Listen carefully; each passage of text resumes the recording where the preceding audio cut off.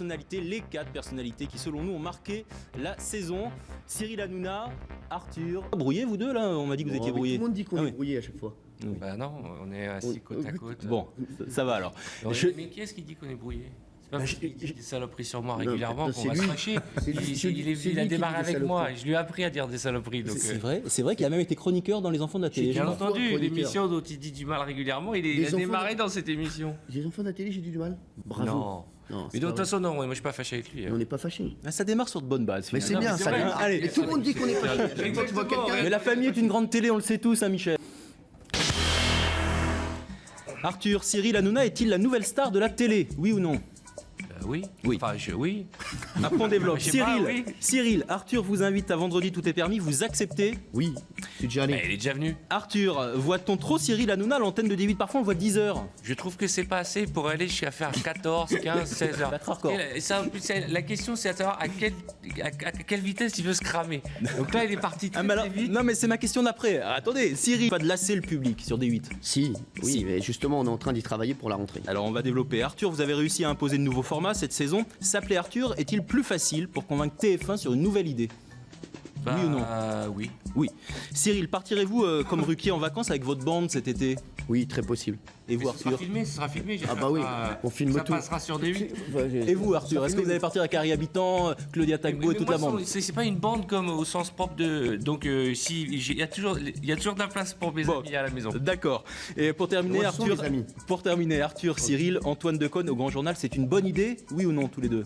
Réponds. Vas-y. Non, mais t'as pas répondu. Moi, je trouve que c'est une excellente idée. Cyril, un avis? Moi, alors, on va revenir là-dessus. Rapidement, après on y revient. Je dis que c'est une idée. C'est une idée. Bon, allez, très bien. Tu devrais apprendre à fermer ta gueule. Parce que tout ça va se retourner un jour contre toi. J'imagine que vous n'avez pas menti durant 6 mois. Elle a dit que j'étais un vieux tout à l'heure. Ouais. Écoute les vieux, moi, quel âge as-tu? 38. Non, mais... Moi, j'ai 47. Écoute les vieux. Non, mais... Ferme-la un peu. Tu vas voir, ça va te... Regarde, tu vas avoir que du soleil. Il est pas bien. Parce que bien je sais pas ce qu'il a. Il est pas bien, il est énervé. Pas bien, il s'emporte. Calme-toi. Qu'est-ce qui s'est passé? Allez, on revient sur Antoine Decaune. Qu'est-ce qui s'est passé alors? Je vais vous dire pourquoi j'ai dit ça. Donc vous dites en direct, c'est peut-être pas une bonne idée, voire c'est une mauvaise idée. Et en même temps, sur le Grand Journal, ils annoncent qu'il arrive. Non, mais c'est ça, parce qu'on l'a annoncé en fait, juste avant le Grand Journal.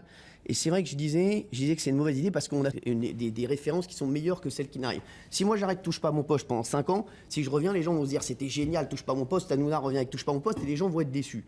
Moi j'ai une image d'Antoine Decaune, on est tous là sur Canal grâce à Antoine Decaune parce qu'il a fait le succès de Canal. Moi j'étais fan de lui et je me dis j'ai toujours peur des trucs qui reviennent à l'antenne. Si Arthur revient avec l'émission Impossible, on va se dire tu vois. Donc il faut revenir. Je me dis j'ai peur. Le mois dernier avec j'ai peur pour lui. Non, oui, mais... Ça s'appelait pas comme ça, vous l'aviez fait évoluer. Bon, vous, ça fait 20 ans que vous faites Les Enfants de la télé, en même temps, comme ça, vous pouvez revenir et l'arrêter, en même temps, c'est toujours le même succès.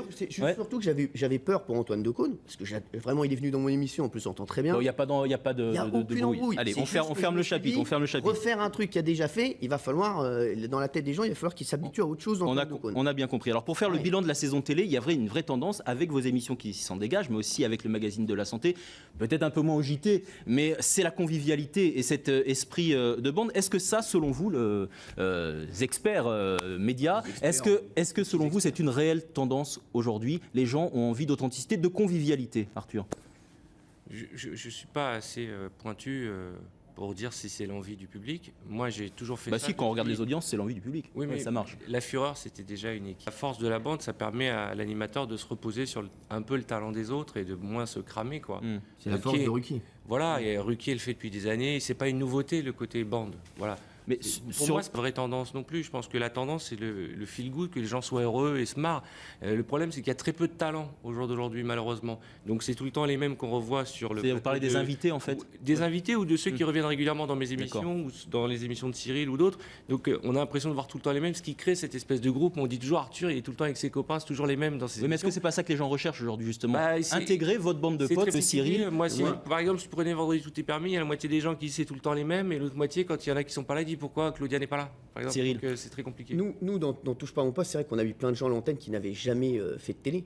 Donc voilà, donc après, voilà, même Gérard Louvain, il a jamais vraiment fait de télé. Il était patron de la Starac, mais c'est des gens qui sont issus de l'univers de télé ou dans la presse écrite.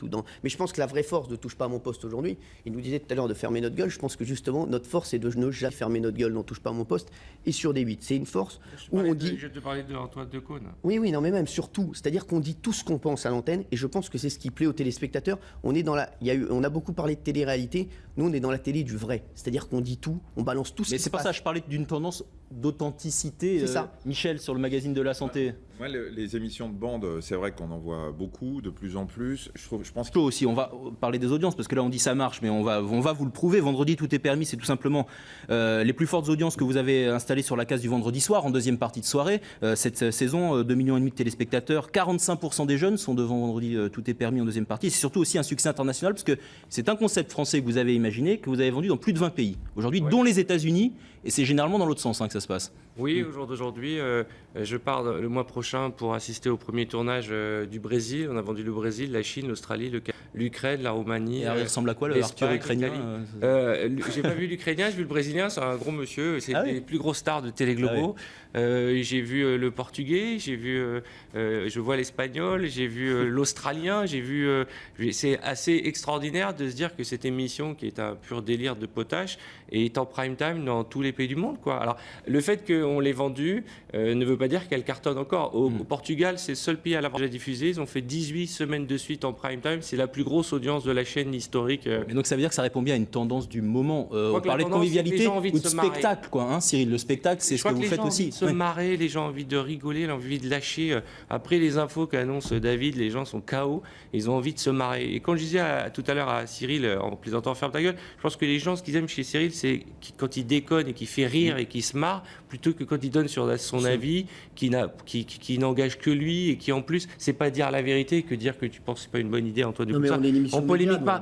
Oui, mais les gens, ils regardent pas parce que c'est une émission de médias, les gens regardent parce qu'ils se marrent. En tout cas, ça a encore très bien marché jeudi. Vous avez battu un record jeudi cette semaine, parce que vous étiez donc en prime time et en quotidienne.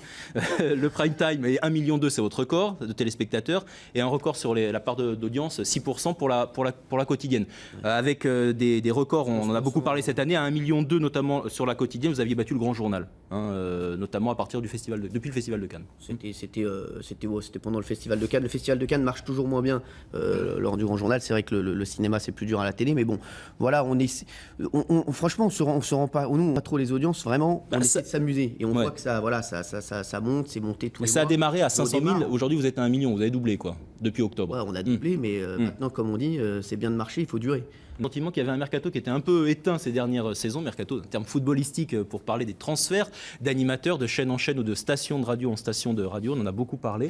Pourquoi cette année ça bouge? Est-ce que c'est parce que c'est l'émergence d'une nouvelle génération incarné par Cyril, avec Alessandra Sublet aussi, il y a Karine Ferry, il y a Estelle Denis, il y en a plein d'autres, ou parce que c'est comme ça et qu'on arrive à des fins de cycle, Cyril? Non, il y a aussi... Vous arrivez sur Europe 1, je précise, notamment. Oui, que les chaînes de TNT veulent mettre de plus en plus de budget, de faire de plus en plus d'émissions. Donc Julien Courbet arrive sur TMC pour un talk show, par exemple. Il n'est pas impossible que sur D8, il y ait des animateurs qui arrivent. On parle de Benjamin Castaldi. Tiens, on parle de Benjamin Castaldi qui pourrait vous remplacer à la nouvelle star, que vous arrêteriez justement pour moins vous montrer à l'antenne. Est-ce que vous nous confirmez ça? Non, je vais refaire une année de Nouvelle Star. Ah, donc ça c'est une info. Voilà. Mais Benjamin Castaldi sur D8, pourquoi pas, ou peut-être quelqu'un d'autre. Mais c'est vrai qu'il va y avoir de nouveaux animateurs sur D8, sur W9, je sais qu'il travaille aussi sur c'est-à-dire qu'à un moment donné, Arthur, on disait les animateurs, c'est plus eux qui génèrent l'audience. C'est le concept, c'est le format. Là, on s'aperçoit que les animateurs sont à nouveau recrutés, chassés pour incarner fortement des programmes, notamment effectivement sur la TNT. Est-ce que c'est utile le mercato? Moi, j'ai pas le sentiment qu'il y a un plus grand mercato que les années précédentes. Ça bouge quand même là. Bah, je vois pas. Par exemple. Sur Canal+, Anne-Sophie Lapix qui remplace Alessandra Sublet. Oui, non, mais il y a pas plus. Moi, j'ai pas la sensation qu'il y a plus de mercato que d'habitude. Probablement, peut-être que j'ai raté des trucs. Il y a des grosses émissions qui changent de présentateur. Exactement. Mais Deniso s'arrête effectivement. Mais je reste au jour d'aujourd'hui. Malheureusement pour nous les animateurs, les formats sont plus puissants que les animateurs. Et si vous prenez toutes les émissions les plus regardées à la télévision française, sont des formats avant d'être des animateurs. The Voice, Masterchef, Danse avec les stars. Si vous prenez tous les gros blockbusters sont d'abord des formats. Les animateurs sont ceux, les trublions. C'est de la deuxième partie de soirée ou de l'accès? Non, moi je me considère, moi je suis pas dans la même génération, moi ça fait 20 ans que je suis en prime time. Mais vous n'êtes pas le plus vieux de la bande, Arthur, je suis pas le plus arrêtez. vieux, j'ai 47 ans, mais ça fait 20 ans que je suis en prime time sur TF1. Michel, un avis? En terre inconnue, qui n'est pas un